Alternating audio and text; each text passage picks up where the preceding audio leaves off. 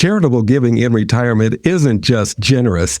It can also be a smart financial move. And in this episode of Label on Fire, we explore how strategies like qualified charitable distributions can really appreciate asset donations, and donor-advised funds can reduce taxes, satisfy RMDs, and support causes that you care about. Learn how to give with purpose while avoiding common mistakes on the next Label on Fire. Welcome to Label on Fire with Amazon best-selling author and Yields for You portfolio manager, Label Sternbach. Label on Fire is supported by our ETFs, Yields for You Strategy A, and Relative Strength Managed Volatility. Our mission is to help 1 million people retire with financial security. Now, the Financial Independence and Retirement Show dedicated to helping you build the life of your dreams as fast as possible with as little stress as possible. It's Label on Fire. Hello again and welcome to Label on Fire. I'm Freddie Bell and I'm with Label Sternbach. He is the author of Living with Financial Anxiety and also Authenticity. He has a wonderful website entitled yieldsforyou.com. Label, hello and welcome back. Hey, how are you doing today? Unbelievable. And for some reason, Label, I'm feeling really charitable today. And I'm wondering, what are the most tax-efficient ways for retirees to give to charity in 2025, including strategies like QCDs and appreciated asset donations and others? Yeah, so let's start at the basics and then we'll work our way up. So the simplest way, right, is you give. The smart way, give and get a receipt. Make sure you get a receipt. You need a written receipt with a tax number on there. And if you're giving to like big brothers, big sisters, or any of those things, make sure you itemize what you're actually donating and the value of it. And you have some kind of valuation, which is one of the reasons why it's better to go into like a Goodwill store where they'll give you a receipt for every specific item and with a value than to do it yourself. But having said that, right, so if you're itemizing your deductions, then charitable giving is a good one. Other ways of doing charitable donations. So if you're 70 and a half and older, and 70 and a half, you may be wondering why it's such a weird age. That has to do with when RMDs used to be, right? So when they changed all the rules about RMDs, they didn't change it for the qualified charitable distributions. They kept the old rules.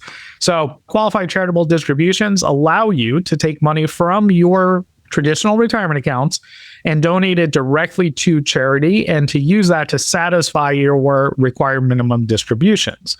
So that is, if you have RMDs and you plan on giving it to charity anyways, that is one of the ways to satisfy your RMDs and not get taxable income on your tax return.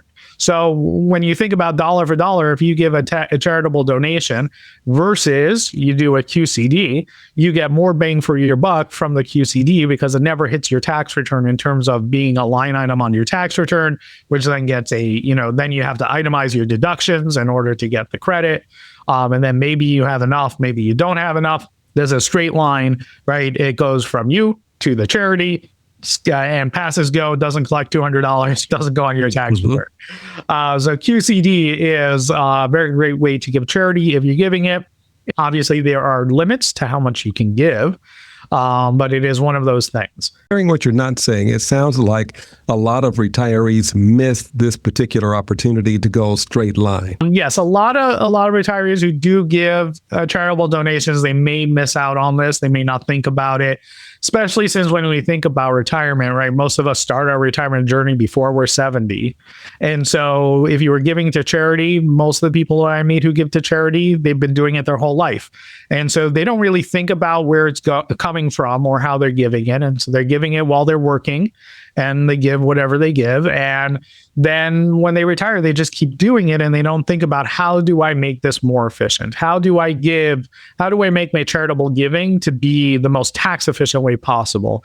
Something that we talked about a few times on our show is front loading, right? And front loading charitable donations is a very great way to reduce your taxes. Everybody, we're talking to Label Sternbach about charitable giving. So how can a retiree align their values with the places where they like to give their money while ensuring that their donations go to trustworthy, impactful charities? Yeah, that's always a tough one. There's a few ways you can do it, and it depends on the mechanism and the dollar amount that you're giving. And so it really depends. And I think, so one of the questions that I also pose to you people who this question comes up with is, what do you plan on having happen when you pass? Where do you want your money to go?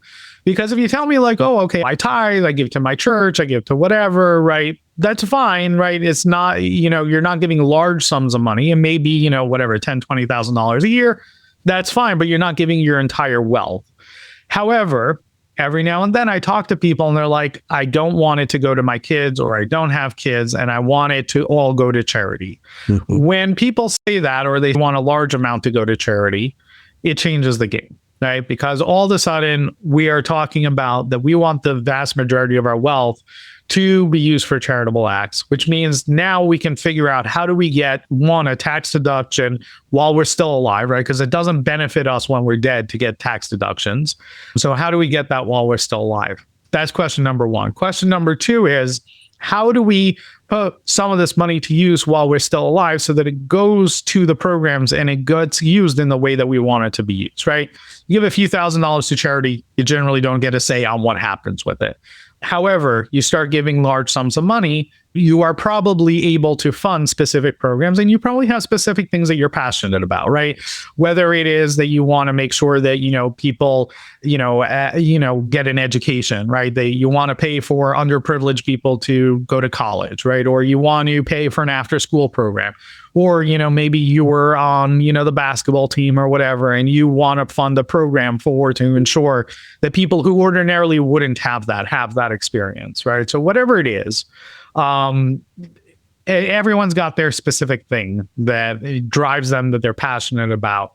And what I recommend to people who are that inclined is, let's figure out how to create the program while you're still alive, so that you can supervise it, you can fund it, you can ensure it's being used the way that you want to. If you're giving it and it's not being used the way that you want it to, you give it to someone else, or you hire someone to manage the program, so that when you are gone, it continues in your name, right? It continues the way that you want it to be. And you can create something that is a true living legacy, because charities and private foundations and these things can live on for eternity, whereas businesses won't last forever.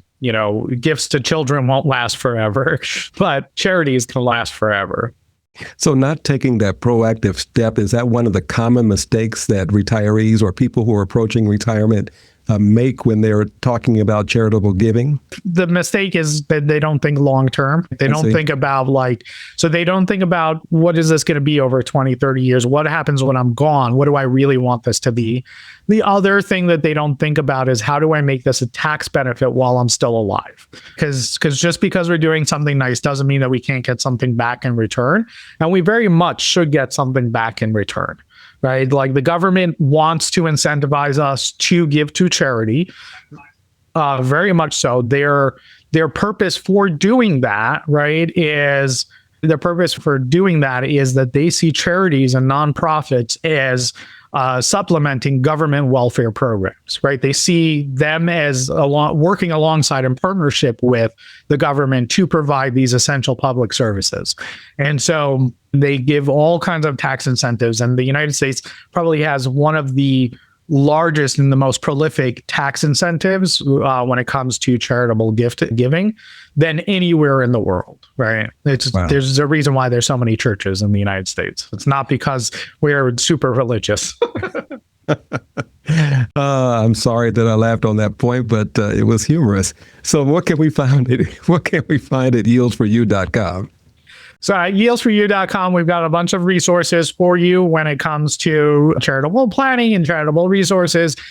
We've done a number of podcasts on specific topics in this related to this.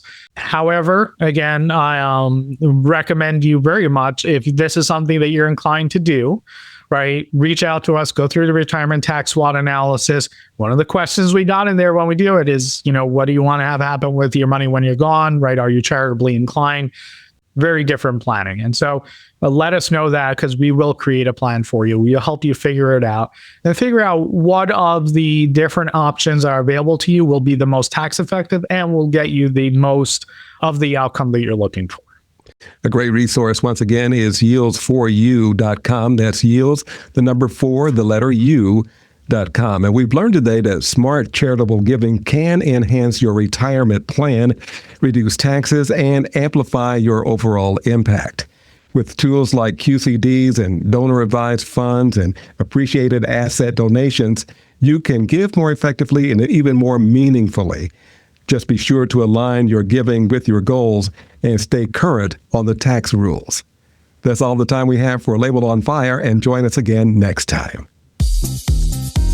If you would like to see how the Yields for You team can help you get off the Wall Street roller coaster and save you money on taxes so you can live the life of your dreams, book an appointment online at yieldsforyou.com or call 410-914-4894. Yields for You is a registered investment advisor in the state of New York and only transacts business in states where the firm is properly registered or is excluded or exempted from registration requirements. Registration as an investment advisor is not an endorsement. Information presented on this program is believed to be factual and up to date, but we do not guarantee its accuracy, and it should not be regarded as a complete analysis of the subjects discussed. Discussion should not be construed as an offer to buy or sell or solicitation of any offer to buy or sell the investments mentioned. Annuity guarantees are subject to the claims paying ability of the issuing insurance company. Content should not be viewed as legal or tax advice. Always consult an attorney or tax professional regarding your specific legal or tax situation.